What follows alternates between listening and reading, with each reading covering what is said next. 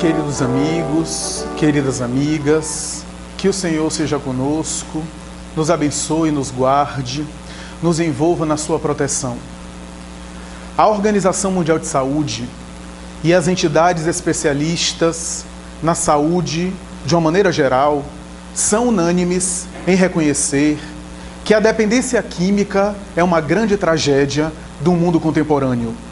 Isso praticamente é ponto pacífico, não havendo lugar para contestação, para discussão, podendo afirmar ainda, em uma linguagem talvez religiosa, teológica, que a drogadição, a toxicomania, a dependência química, incluindo a dependência pelo álcool, é um dos cavaleiros do apocalipse, simbolicamente falando, da sociedade atual, deixando marcas, sequelas, que a humanidade sofre ao longo das gerações, padecendo não apenas as suas vítimas diretas, mas sobretudo aqueles com os quais ela convive na família,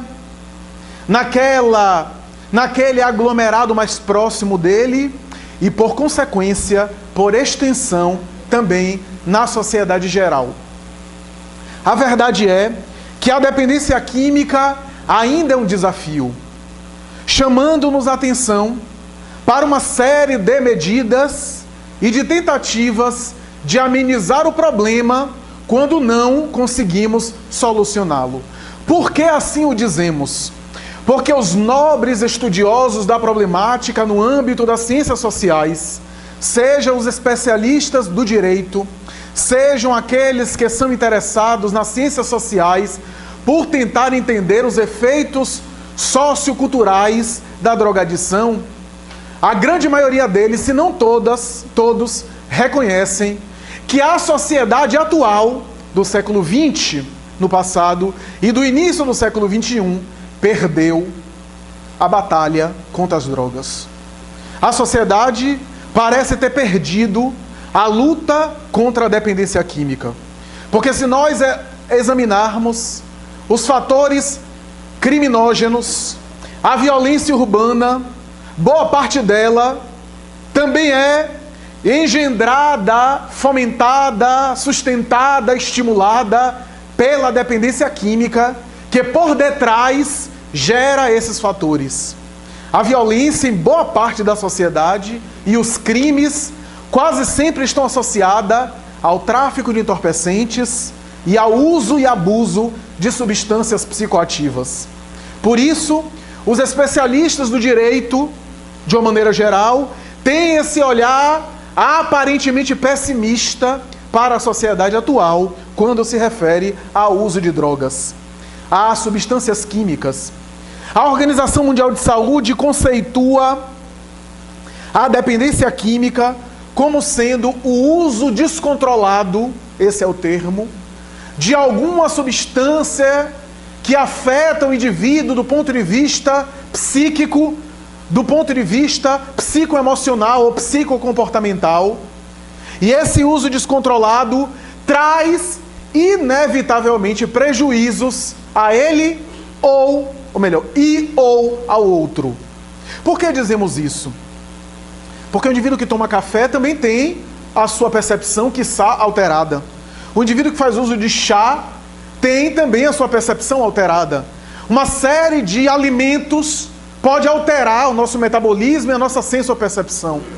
Mas dependência química tem a ver com prejuízo social e comportamental em função de uso de determinadas substâncias, que causa mal-estar e lesões sociomorais, culturais, familiares, emocionais. Essa, portanto, é a conceituação da dependência química, que é considerada pela mesma entidade referida uma doença, uma patologia. Daí o dependente químico deve ser encarado como um doente, ainda que ele não aceite essa conceituação, mas a dependência química é uma doença, e aliás uma doença crônica, progressiva, fatal. Porquanto, ainda que alguns comportamentos do dependente possam parecer uma questão de caráter, alguns deles são apenas consequência da viciação à qual ele está escravizado. costuma dizer que o indivíduo dependente químico ficou malandro.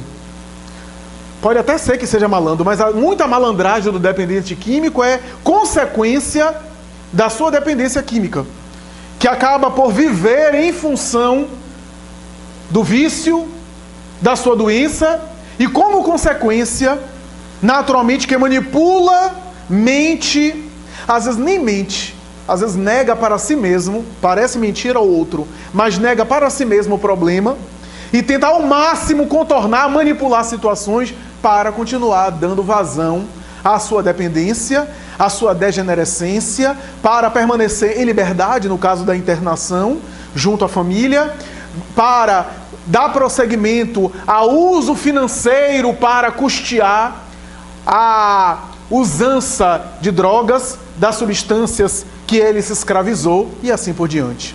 A verdade é que, como dissemos, é considerada uma doença chamada doença primária.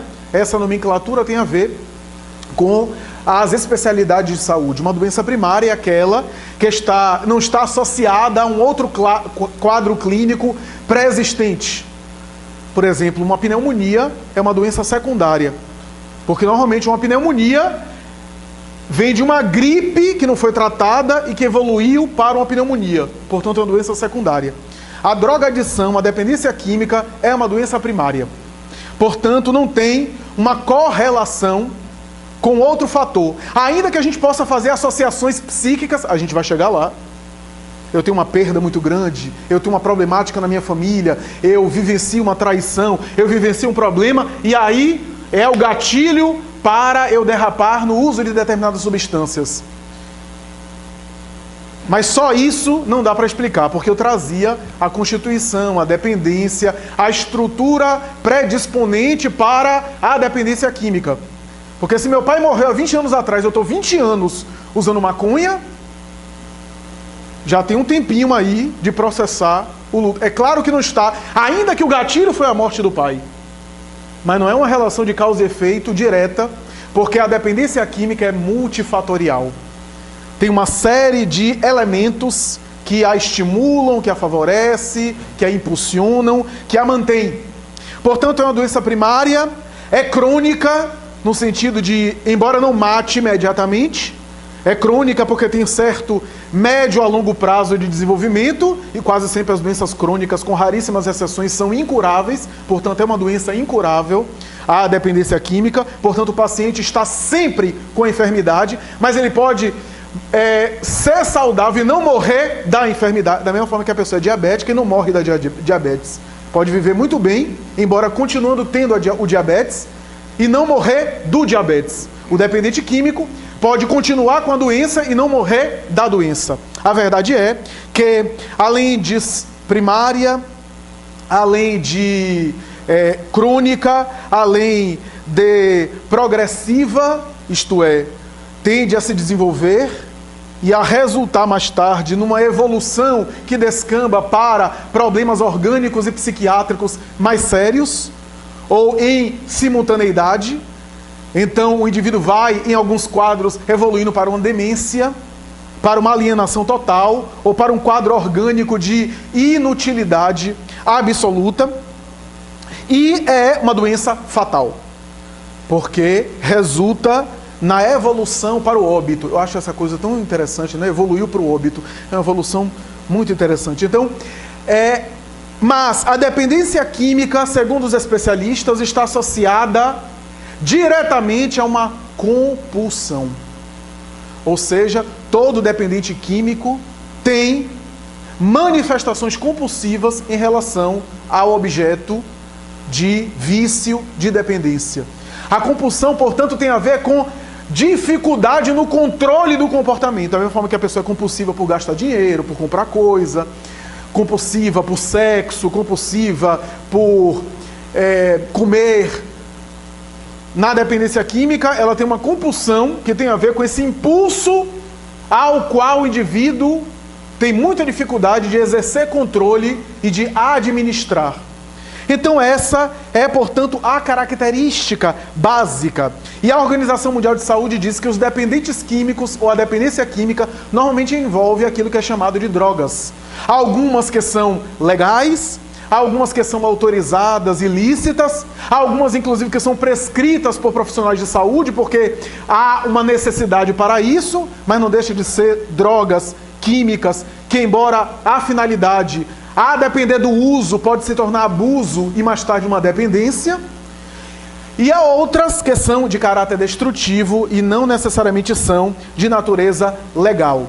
As entidades se dividem na classificação das drogas. Eu não vou aqui esmiuçar muito, porque senão a gente vai ficar fazendo uma abordagem muito detalhada, acadêmico, técnico, e os neurologistas e psiquiatras que estejam aqui me perdoem por passar muito rápido sobre as conceituações e as citações, porque estamos, na sua maioria, diante de um público leigo da área, e a ideia é abordar a questão do ponto de vista espiritual, fazendo pinceladas com algumas colocações acadêmicas.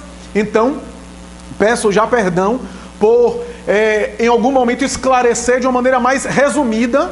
Não é só isso, o problema é mais profundo, mas em função do tempo, senão a gente vai ficar aqui até amanhã, em função do tempo, a gente faz uma abordagem citando aquilo que é principal, sem aprofundar muito, e me perdoe às vezes a finalidade de ser econômico, resumindo o assunto nesse sentido. Mas os grandes especialistas, e a Organização Mundial de Saúde concorda, estabelece classificações. Por exemplo, uma delas é drogas depressoras.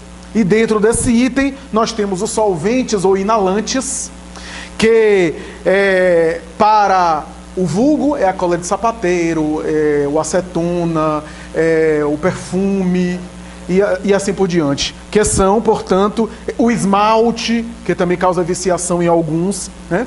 Drogas depressoras, ou seja, que deprime, que diminui a atividade do sistema nervoso central. Então temos solventes ou inalantes, que são um tipo de droga depressora. Temos os tranquilizantes ou benzodiazepínicos, que são aqueles, na sua maioria, acabado com pan, diazepam, clonazepam, bromazepam. Esse que todo mundo gosta, primeiro que é barato, e depois que o efeito é fantástico para aquilo que a gente quer. Os benzodiazepínicos foram elaborados e fabricados para determinada finalidade, que terapeuticamente falando é muito válido, mas todos os profissionais de saúde reconhecem, aqueles inclusive que lidam com a problemática, que o uso deve ser pontual para a grande maioria dos quadros, determinado período específico, e mais tarde ser utilizado como coadjuvante diante de uma emergência, por exemplo, um quadro de transtorno do pânico, onde, utilizando algumas substâncias como o alprazolam, clonazepam, o indivíduo tem ali o alívio numa emergência de uma crise, mas o tratamento não é com o Rivotril. Vou falar o nome comercial, clonazepam. O tratamento é com a outra medicação, e essa substância é apenas coadjuvante. É óbvio que o uso prolongado e o abuso, que aliás é o campeão mundial de abuso, vai gerar naturalmente que uma dependência e mais tarde uma insônia na falta da medicação para dormir, embora ele não foi fabricado especificamente para dormir, ele não é um hipnótico, né? Ele é um ansiolítico. Então, ele naturalmente foi fabricado para usos pontuais, nesse sentido, de uma maneira geral, e o uso prolongado e o abuso vai gerar, naturalmente, a insônia crônica, algumas pesquisas apontam problemas de memória e uma série de outras questões associadas a esse uso. Então, drogas depressoras. Além dos barbitúricos ou ansiolíticos, nós temos os calmantes ou sedativos, né, chamado também barbitúricos, que são um outro tipo de substância que também tende a ajudar aí não a tranquilizar, ou seja, a conter a ansiedade, mas a ajudar a dormir, chamado também por alguns de hipnóticos, e que o abuso e o uso descontrolado pode também gerar dependência, né? Dentro desse quadro nós temos também como droga depressora os opioides, de uma maneira geral, né? Portanto, derivado da papoula, a morfina e uma série de medicações analgésicas que bloqueiam a dor. E que a gente conhece como Tilex, Metadon, Tramal, codeína, morfina e assim por diante. E uma delas que é muito conhecida, que é a heroína, que é uma modificação molecular da morfina. a heroína. Então nós temos esses, normalmente, a heroína, a experiência daquele prazer que alguns comparam um prazer incomparável, né? E essa busca da primeira experiência do usuário, né? A heroína não é muito popular aqui no Brasil, mas é essa vivência, né? Que tem o objetivo de causar bloqueio da dor, mas que provoca, no caso da heroína, um prazer e uma dependência química devastadora. Além disso, né, os opioides, né, que são analgésicos e hipnóticos, além disso, nós temos, para além das drogas depressoras, estimulantes. As drogas estimulantes, como o nome mesmo diz, acelera o sistema nervoso central. Portanto, em detrimento das drogas depressoras, é o oposto. E temos nas drogas estimulantes as anfetaminas, daí rebite, bolinha, metilfenidato, ou vulgo Ritalina, que os concurseiros usam às vezes para ficarem concentrados. Eu conheço um concurseiro que usa Ritalina para ficar concentrado e estudar, e depois o clonazepam para dormir. Então, é uma forma de lidar com o estudo, né? Que são drogas, portanto, estimulantes, que, né, para indicação terapêutica de alguns casos, né? Conhecidos principalmente associados aí aos transtornos de hiperatividade, de déficit de atenção, né? E que também tem potencial de dependência, né?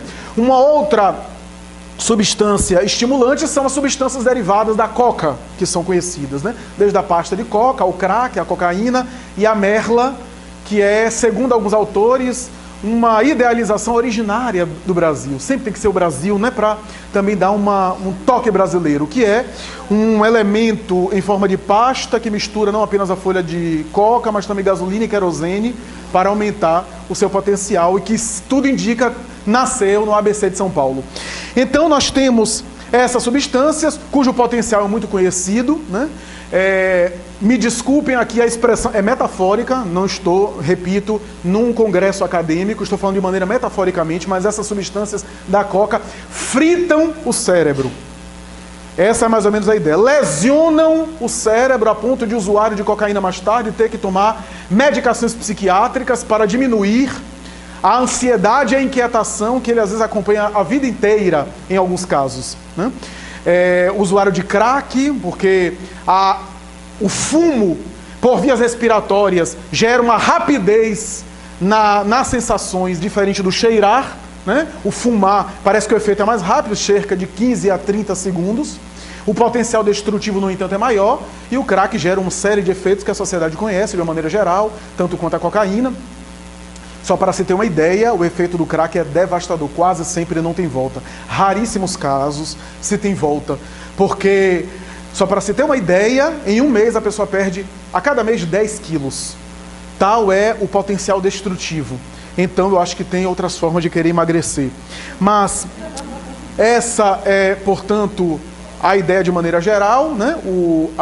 As substâncias estimulantes, sem aqui desconsiderar o tabaco, muito conhecido, a nicotina, que também é considerada uma droga estimulante. E a Organização Mundial de Saúde tem um outro item chamado drogas perturbadoras. Aquelas que quase sempre alteram a sensopercepção de uma maneira mais contundente, gerando delírios, alucinações, gerando confusão mental. E nessa substância encabeça justamente a marihuana, a maconha, cujo THC tem um potencial alucinatório e de delírio, em que a pessoa vivencia o seu processo, que quase sempre busca um estado de tranquilidade, embora não seja geral. Cada pessoa que usa maconha às vezes reage de uma forma muito particular, mas via de regra, o indivíduo que usa maconha relata experimentar essa sensação de uma tranquilidade associada aos fenômenos de perturbação, de confusão mental, de delírio.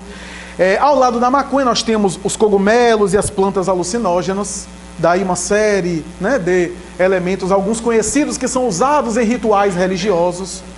O LSD, ou, os idosos não vão saber esse nome, mas os jovens vão saber, doce, que é a expressão que é usada nas raves e nas festas, que tem um poder alucinatório violento. O indivíduo usa LSD e vê o mundo derretendo, vê alienígenas, é uma coisa maravilhosa. E às vezes, em quantidade pequenininha, a pessoa passa meses se é que volta, porque alguns ficam vivendo essa alucinação para sempre.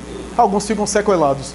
Era uma substância que na década de 60 e 70 a psiquiatria chamada substância esquizofrenizante, porque eu usava em pacientes para estudar a esquizofrenia. Tal era a semelhança da psicose esquizofrênica.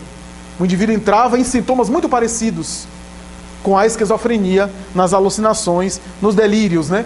E uma outra droga perturbadora, êxtase.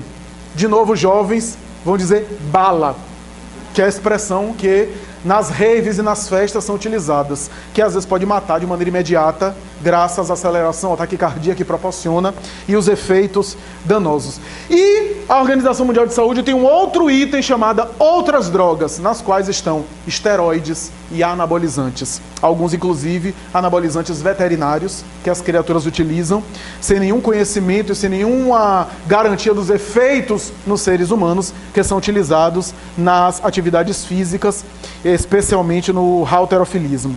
O que nós precisamos entender na drogadição é que os especialistas nessa análise, estamos fazendo uma análise muito superficial, passando muito rápido, porque se a gente for esmiuçar, por exemplo, o crack e todos os derivados da coca, afetam de maneira dramática e drástica as regiões frontais do cérebro. Só para você ter uma ideia, são as regiões frontais do cérebro que nos diferenciam tecnicamente, a rigor, dos animais.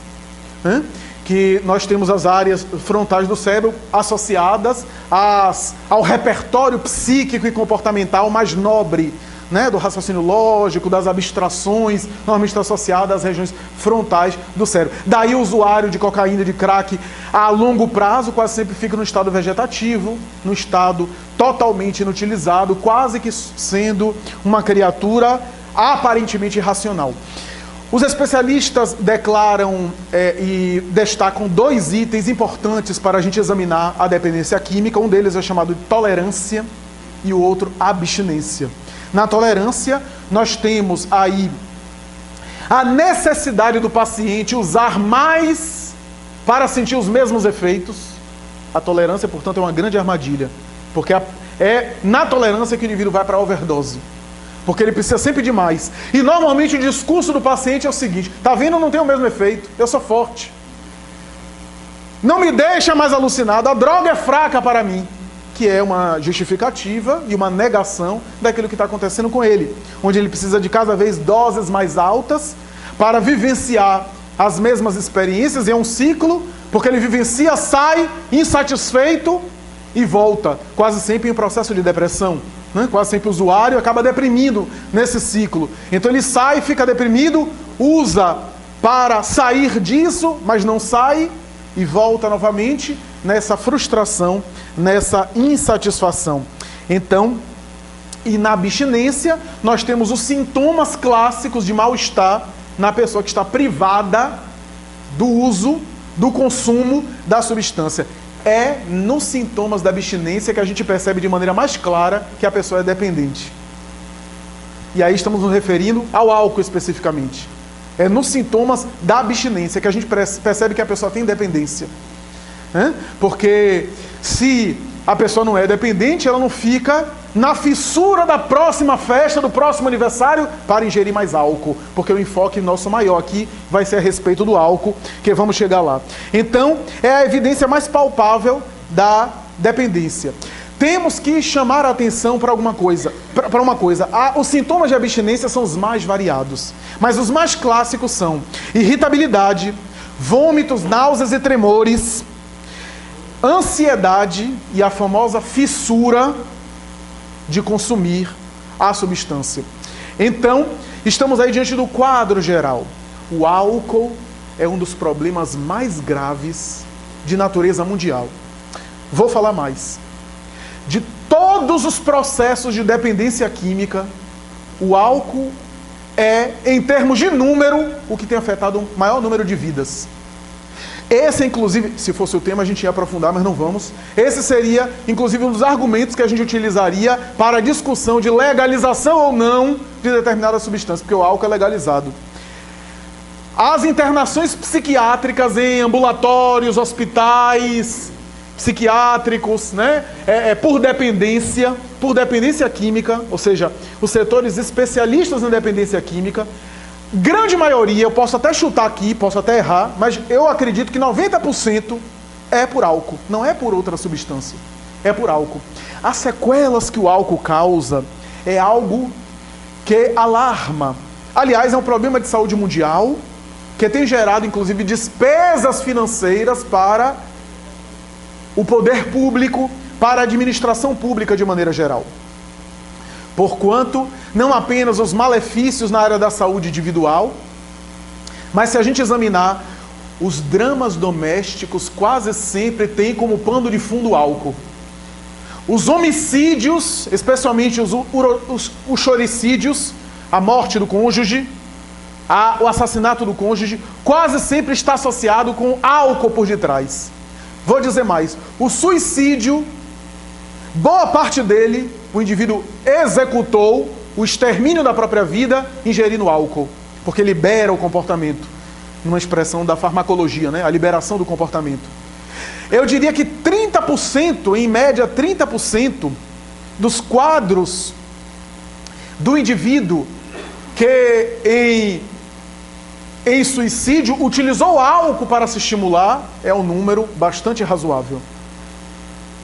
Não apenas no uso para executar, mas muitas vezes no suicídio como consequência também, porque se libera o comportamento e eu tenho traços depressivos e autocidas, o que é que vai liberar no momento da ingestão de álcool? Por isso que cada pessoa que ingere álcool libera um negócio diferente. Sabe aquela expressão que os cachaceiros, vou utilizar uma expressão popular, usa, a bebida entra e a verdade sai? É verdade. Tem muita razão. Porque libera aquilo que a nossa censura psíquica, a nossa censura social estabelece. Por isso que um se embriaga e fica insuportável querendo beijar todo mundo. O outro se torna um brigão, valentão, quer brigar com todo mundo. O outro chora dizendo que ninguém ama ele, ninguém lhe quer, ninguém gosta dele. Cada pessoa reage de uma forma. Se eu tenho traços depressivos e autodestrutivos muito fortes, o que é que vai liberar em mim? Até porque libera aquilo de pior que nós temos. Aquelas questões que estão controladas em nós, que nós estamos trabalhando no dia a dia para melhorar, aquilo que está em nosso inconsciente, arraigado, e que a nossa censura exerce controle para que a gente não externe isso na vida do dia a dia, o álcool libera isso, ou seja, nos nivela por baixo, naquilo que a gente tem de pior. Eu nunca vi alguém bebendo, eu vou beber aqui 1 litro desse uísque para fazer a caridade. Só bebe para fazer o que não presta. Quase sempre é para fazer loucura. Para fazer aquilo que de cara, como se diz, não faz. Então vai sem a cara e aí faz. Que é essa ideia de sair um pouco da realidade, ou tentar sair da realidade para fazer aquilo que não se tem de coragem de fazer, ou que a censura não permite fazer.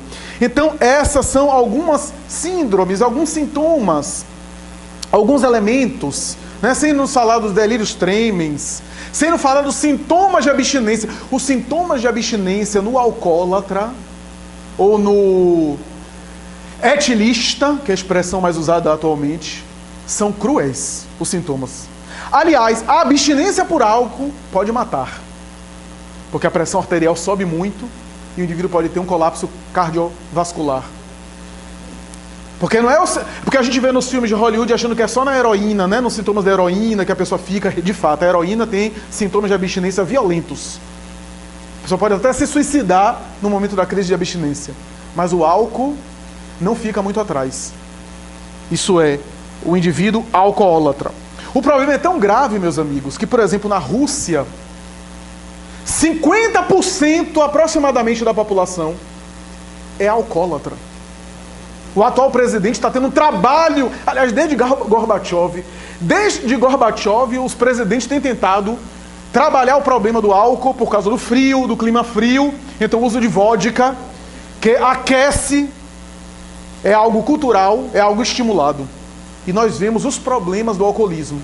Só a gente abrir as páginas da internet e colocar para a gente ver os problemas que a Rússia tem enfrentado com o uso de álcool, especialmente da vodka, né? Porque o clima é muito frio, alguns saem com os casacos e com a vodka dentro do bolso, porque não chega a empedrar diante do clima, que é muito, muito, muito menos abaixo de zero. Então é algo realmente dantesco.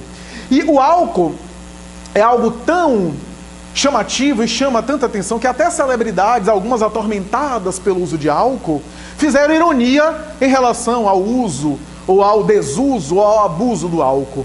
Quem não se recorda, por exemplo, do cantor Tim Maia, que chegava a declarar: eu fiz certa vez uma dieta de 14 dias de comida gordurosa, em determinada época da vida dele, da fase da vida dele, e de álcool. E depois de 14 dias, na abstinência total de álcool, eu chego à conclusão que eu perdi 2 semanas da minha vida. Era a forma irônica dele de tratar. Ou Frank Sinatra, que dizia que o álcool é o maior inimigo do homem, mas a Bíblia manda a gente amar os inimigos. Então, era a forma irônica dessas pessoas que eram atormentadas, que tinham problemas com álcool, para lidar com essa... Então a gente acha até engraçado, porque é engraçado mesmo, né? Mas, no fundo, também havia ali problemas sérios com álcool, uma certa tolerância nossa em relação a essa expressão que popularmente é associada à alegria, né? Porque os especialistas hoje dividem os sintomas do álcool em vinho alegre, que seriam os primeiros sintomas do álcool, a alegria, para depois o vinho triste, porque agrava sintomas de depressão mais tarde, necessitando mais adiante de uma outra dose ou de um outro expediente para ver as coisas. Senão a festa fica desanimada. Quando a pessoa já vai para os aniversários, as festas, e fica muito desanimada se não tiver bebida, já temos sintomas de dependência. Já aí é um sintoma de dependência. Se eu preciso sempre ter álcool para animar a festa, é porque a minha animação é artificial.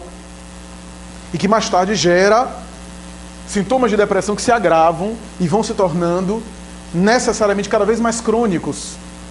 Então essa é uma problemática que precisa ser muito bem pensada. Mas o que mais me chama a atenção é o seguinte: o álcool quase sempre é a porta para outros problemas. Eu não conheço, me permita falar um pouco da minha experiência profissional rapidamente, eu não conheço um quadro que eu lidei na minha prática profissional de pessoas que tinham, por exemplo, problemas com maconha, com cocaína, com crack, com LSD, que não tivessem começado pelo álcool. Eu não estou dizendo que todo mundo que usa álcool vai para outras drogas. Eu estou dizendo o contrário, que muita gente que usa outras drogas começou pelas substâncias alcoólicas, pelas libações alcoólicas. Então, quase sempre é a porta inicial para outros problemas, para outras problemáticas. E é interessante chamar a atenção que, apesar de muitas vezes o álcool ser utilizado como estimulante, por exemplo, os jovens, particularmente ou especialmente os jovens, tanto femininos quanto masculinos, mas mais os masculinos são cobrados, são pressionados, porque já está mudando isso, mas há muito tempo o uso de álcool é associado a sintoma de masculinidade, né? Ainda hoje existe um pouco isso, mas são resquícios. No passado era muito mais forte isso, mas ainda há, né? O garoto que chega nessas festas e coloca um vidro de uísque, que é sintoma tanto de masculinidade que ele bebe, como sintoma de poder econômico para chamar as meninas que se sentem atraídas por aquilo. Quer dizer, o indivíduo é um dependente químico, é um doente, e ele atrai isso pela sua doença, com outras pessoas que são atormentadas, que acham isso muito bonito, porque é um sintoma de virilidade. Mas a verdade, a grande verdade é que o álcool mata, diminui e prejudica as funções sexuais. Daí os alcoólatras de muito tempo normalmente acabam derrapando para a impotência. Dá a euforia e o ânimo sexual no momento inicial, para depois ir comprometendo as funções sexuais. O jovem usa para sentir coragem, normalmente, para lidar com a sua sexualidade e abordar os parceiros ou as parceiras. Porque às vezes é tímido, tem inibição, tem complexo de inferioridade, tem baixa autoestima e usa o álcool para liberar. Então, mas isso vai acabar gerando outros problemas mais sérios. E é interessante também situar e pensar que essa liberação de comportamento que nós estamos falando aqui, envolvendo jovens, quase sempre é algo que nos chama a atenção, porque o próprio jovem, tanto a criança quanto o jovem, tende, principalmente o adolescente, tende a ter um paladar mais infantil. Isto é, mais propenso ao doce, por exemplo, ao açúcar, quase sempre, a princípio, o uso do álcool não é agradável ao paladar. Porque o paladar do álcool não é doce. Mas a pessoa vai se condicionando, vai se viciando. E aí tem todo o mercado de bebidas ice, que é uma forma de misturar álcool com açúcar e outras coisas para tornar mais agradável ao paladar juvenil. Porque esse é um nicho e um mercado muito bom para cooptar jovens, né? E para gerar dependência neles, portanto, consumidores, desde o início, né? A psicanálise tenta interpretar de uma maneira metafórica, simbólica, o uso das substâncias químicas, né, do tabagismo, do álcool e das substâncias químicas em geral. Alguns psicanalistas tendem a fazer a seguinte abordagem, que o álcool, já que a abordagem psicanalista freudiana é quase sempre sexual, o álcool seria uma espécie de substituto simbólico do autoerotismo, do onanismo, da ideia da autoestimulação sexual para a estimulação alcoólica. E, por outro lado, nós temos alguns psicanalistas que abordam a questão como sendo uma fixação na fase oral. A ideia da fase oral da criança, que estaria associada a uma segurança psicológica, e aí a ideia de o cigarro sempre na mão para dar segurança, já que as mãos iam ficar vazias, ou o copo para dar segurança, já que as mãos iam ficar vazias sem o copo, e para, naturalmente, estar sempre sorvendo o prazer oral, substituto dessa deficiência na evolução da fase oral. Ou seja, em que pese uma interpretação psicanalítica ser muito particular, e isso é polêmico, pode gerar contestação, uma coisa é certa: o uso de álcool quase sempre está associado à falta de segurança psicológica, e que naturalmente tem a ver com esse lidar com emoções, com sentimentos desagradáveis. E aí a ideia da fuga da realidade.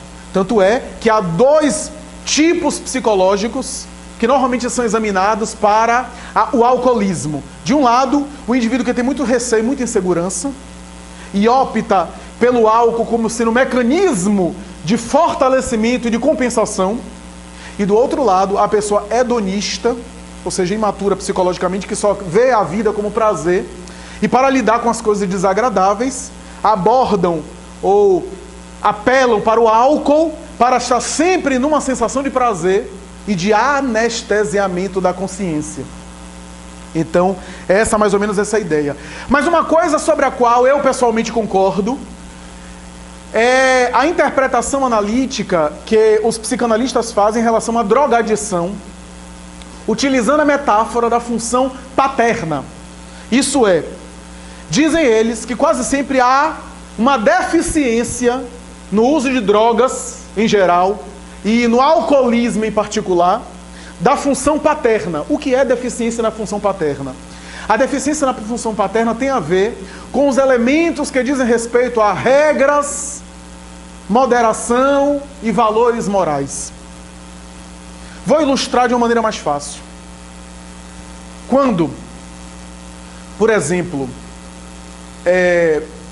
uma criança está no berçário ou na maternidade, está só, o médico, ou até numa consulta com o pediatra, o médico vai perguntar o quê? Onde é que está a mãe? Cadê a mãe que eu quero conversar com ela? Agora, quando uma criança, um jovem, um filho, usa droga, e um profissional de saúde ou uma pessoa da segurança pública ou da instituição jurídica, ele chega até essas instituições, qual é a pergunta? Onde é que está o pai? A função paterna ou função materna não tem a ver necessariamente com figuras de mãe e de pai, porque essas funções podem ser exercidas por outras pessoas. Tem a ver com função paterna, tem a ver com a função da lei. A ideia da lei, da regra, do equilíbrio.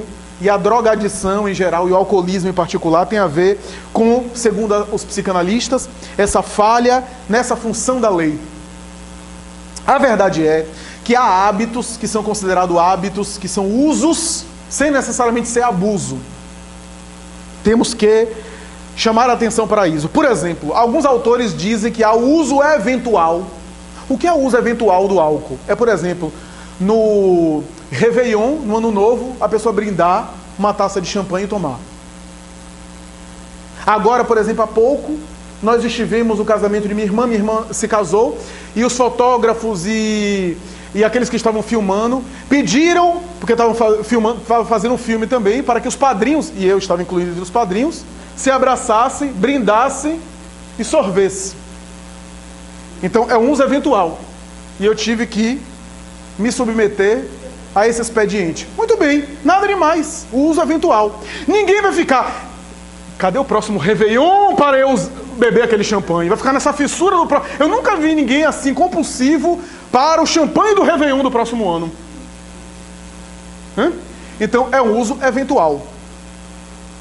O uso esporádico é o seguinte: é aquela pessoa que uma vez por mês, ou de vez em quando, final de semana, em família, usa eventualmente, pontualmente, determinada substância. Aí, alguns psiquiatras já consideram que a pessoa já corre perigo. O uso eventual, porque todo uso eventual se torna um hábito, e nesse hábito se gera condicionamentos e, portanto, vício. Então, o uso esporádico, que é esse uso mais recorrente, mas não tanto. E o uso constante, ou seja, todo final de semana, toda ocasião de festa, e assim por diante. O abuso seria o uso disfuncional gerando alteração de comportamento. Então eu começo a fazer algumas brincadeiras desproporcionais, inadequadas, incompatíveis com o contexto. Já é o abuso, ou seja, o uso disfuncional. E a dependência química é esse abuso sem controle sobre o consumo.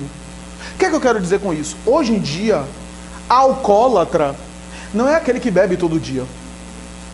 O indivíduo pode beber uma vez no mês, mas quando ele bebe, ele não tem controle sobre o consumo. Ou seja, o sonho do alcoólatra é ser um usuário eventual. Ele não consegue. O sonho do alcoólatra é ele ficar numa taça só. O alcoólatra que quer se melhorar. Porque uma vez que ele sorve uma taça, ele não tem controle mais sobre o consumo dele. Se ele não consegue parar e não fica apenas naquela dose, ele já é alcoólatra. Pode dar o nome que for, pode fazer uma nomenclatura bonita, já precisa de tratamento. Porque falta de controle sobre o consumo. E digo mais, as ciências já declaram que há pessoas que têm estruturas para o alcoolismo. Ou seja, essas pessoas se experimentam uma vez, é um carro desgovernado. E a pessoa que é dependente química do álcool e das drogas em geral, normalmente pode enveredar para 3 experiências específicas. 3 vivências específicas, que é chamada a morte morrida, a morte matada e a morte em vida. Todas elas bastante atraentes pelo título, né? A morte morrida é a overdose, a parada cardíaca, é a precariedade na alimentação, na higiene, nas coisas básicas que a pessoa vai se depauperando e morre. A morte matada é a morte pelo tráfico, é a morte por acidente de trânsito, é a morte consequência do uso da substância e a pessoa acaba morrendo. E quando não morre de morte morrida e morte matada, a pessoa fica um morto-vivo, ou seja, ela morre socialmente. Você já pensou uma pessoa de 70 quilos usando fralda? Uma pessoa de 30, 40 anos, mas totalmente sequelada, que não tem noção direito da realidade, porque está muito sequelada. Então é uma pessoa que socialmente ou psicossocialmente está em morte. Então, meus amigos, a dependência química é uma doença. Mas os grandes teóricos sobre o assunto falam uma coisa a mais. Apesar de ser uma doença, a dependência química também é um sintoma de um outro problema. Ou seja, é necessário tratar a dependência química também como um sintoma de uma outra coisa. Que pode ser uma série de fatores emocionais, psíquicos, psicoemocionais e também espirituais. O espiritismo vem abordar a questão dizendo que no alcoólatra em particular e no dependente químico em geral estamos diante de um espírito aturdido. Há alguns que trazem conflitos do passado. E que, embora a ciência não consiga perceber, porque a ciência vai dizer o seguinte, olha que coisa interessante, hoje o problema pior não é a dependência química, é a dependência psíquica. Porque a pessoa fica internada, passa 2 anos na clínica, fazendo todo o protocolo específico, né? Passar pelo período de abstinência, dos sintomas de abstinência, às vezes usando medicação para diminuir, para a pessoa não ficar muito inquieta, com toda a assistência psiquiátrica, passa 2 anos internado, para a liberação da dependência química, sai, aí passa por uma esquina, por um lugar que faz associação no psiquismo dele, e uma lembrança desencadeada da droga, e ele volta. Hoje a dependência psicológica é muito mais difícil, dizem os especialistas, de ser solucionado. Porque a dependência psicológica é subjetiva.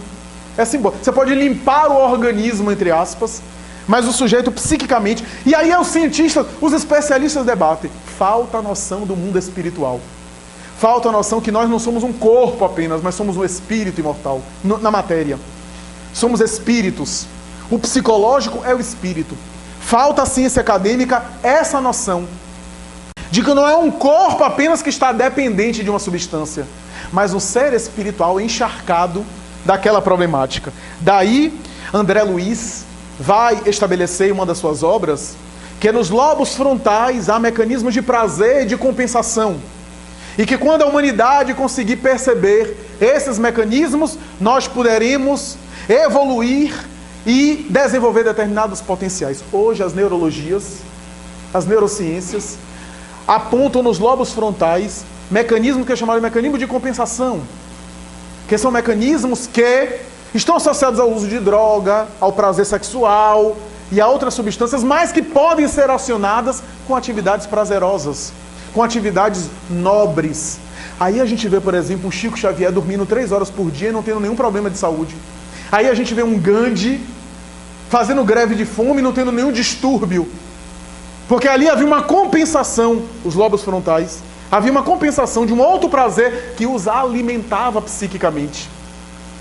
Então, André Luiz coloca isso na década de 40, escrevendo por Chico Xavier. Essa área como sendo responsável por compensar, e é justamente nessa área que o prazer da droga é vivenciada. Então, estamos aí diante de colocações que o Espiritismo coloca para auxiliar as colocações da ciência.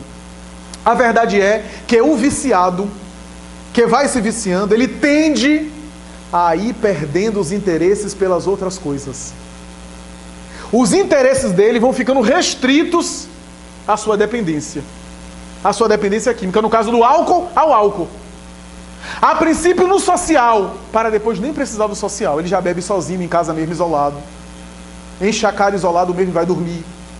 Se é outra droga também, ele já se degrada e já nem se interessa mais pela interação social. Porque o prazer cerebral, lobos frontais, associado àquela substância, faz com que ele se sinta preenchido por aquilo e ele não tem mais ele não sente prazer numa boa conversa. Ele não sente prazer mais num abraço. O prazer afetivo, o prazer moral, o prazer do bem. Daí a necessidade de desenvolver outros recursos. A verdade é que na ideia da dependência psicológica, ou na estrutura, porque os cientistas, os especialistas vão dizer o seguinte, há pessoas que já nascem com tendência ao alcoolismo, mas não explica por quê. Há hipóteses genéticas, não confirmadas totalmente, até porque a genética não é determinante, são fatores, é porque falta a noção do elemento espiritual. Falta a noção da visão espiritual para examinar a problemática, a realidade. Porque o Espiritismo vem dizer o seguinte, que aquele indivíduo que traz essa tendência ao alcoolismo é um espírito com heranças passadas.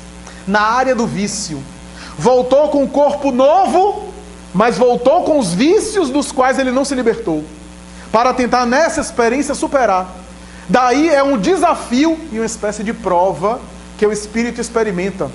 Por isso, Joana de Ângeles, na obra Após a Tempestade, vai dizer o seguinte: nem um gole, nem um primeiro gole. E ela explica o porquê, num capítulo chamado Viciação Alcoólica. Eu vou ilustrar a explicação de Joana de Ângeles de uma forma, porque Joana de Ângeles fala de maneira muito mais bonita do que eu. Mas eu vou falar de uma maneira mais grosseira e mais popular. Ela diz de outra forma que por onde passa um boi, passa uma boiada. Essa é a ideia. Ou seja, André Luiz, em Missionários da Luz, ele diz o seguinte: quando ele examina uma pessoa que era sexólatra, uma outra pessoa que era compulsiva alimentar, ele vai examinando e vai falando dos efeitos espirituais e dos danos. E ele examina uma pessoa vítima de alcoolismo. E ele fala dos efeitos. E depois, no final do capítulo, ele diz assim: usar o sexo de maneira equilibrada, comer uma boa comida, utilizar-se da gastronomia para se manter e moderadamente usar um aperitivo, nós não consideramos um desvio espiritual. Entendamos o que é que André Luiz quer dizer. Ora bem, como eu falei aqui, eu vou agora diante de uma sorvida que eu quase não sorvi, ainda estalei os dentes, vou dar uma de chato ali naquela ocasião, os fotógrafos ali no casamento de minha irmã, porque eu não bebo nada. Ora bem, isso daí não vai me fazer, isso daí, louvado seja Deus, não vai me deixar mal no umbral, no mundo espiritual inferior quando eu despertar. Porque senão todo mundo que toma medicamento em solução aquosa, que tem álcool, senão chocolates que tem licorzinho ali dentro. Aliás, quem usa homeopatia, vou contar uma história, grande parte dos remédios homeopáticos são mantidos com conhaque. E se alguém aqui não usa nada, nem usa nada de medicina, porque alguns medicamentos são alcoólicos, e homeopatia, quem come pastel, às vezes é feito com pinga. E algumas substâncias e alguns alimentos que são feitos à base de vinho branco. Então, essa experiência é universal. Não é isso que vai nos causar perturbação no além. É óbvio, mas aí Joana de Ângeles, em Após a Tempestade, vai dizer assim: nem o primeiro gole. Por quê? Porque como a gente não conhece se aquela pessoa tem essa estrutura, a gente não sabe. Porque essa realidade não tem um exame de sangue. Ao fazer um exame de sangue, você tem tendência ao alcoolismo, você não. Não é algo laboratorial, é algo de observação de sintomas, de descrição de comportamento. Como a gente não conhece, não sabe, a gente não recomenda a ninguém o uso de álcool. Por que não vai recomendar a ninguém? Porque aquele que traz a tendência, se ele tomar o primeiro gole, ele não para. E aí abre uma porta para um problema que é muito pior. Porque é melhor não conhecer a experiência, e eu tenho muito mais força, em qualquer área isso. Em qualquer área do vício, se eu não tenho experiência, é muito melhor do que eu que já vivi e agora consigo superar. Qualquer área, tem uma mensagem de Emmanuel que ele fala isso sobre a sexualidade. Alguém que se perverteu sexualmente depois para ter uma vida disciplinada, é muito mais difícil superar, porque a mente já está viciada, do que aquela pessoa que a vida inteira foi casta, foi abstêmia, teve uma vida equilibrada do ponto de vista sexual. Em qualquer área. Então, nós temos que pensar sobre isso. E, por fim, meus amigos, gostaria de chamar a atenção para algumas coisas muito importantes. Por exemplo, quando a gente fala em herança genética, Chico Xavier tem uma entrevista na Folha Espírita de São Paulo que ele vai dizer o seguinte: muitos daqueles que são filhos do casal, que são usuários de droga, alcoólatras ou tabagistas, foram espíritos que estavam na atmosfera do casal, fumando, bebendo e usando drogas com o casal. Então não é uma genética orgânica, é porque faz parte do clã. Então, o casal fumava junto, o filho reencarna e daqui a pouco a tendência ali se manifestando. Porque já fumava antes, na atmosfera do casal. Mas Chico Xavier vai mais além quando diz dos processos de efeitos no corpo espiritual, no perispírito. A doutrina espírita explica o perispírito, como afeta as nossas ações no corpo espiritual.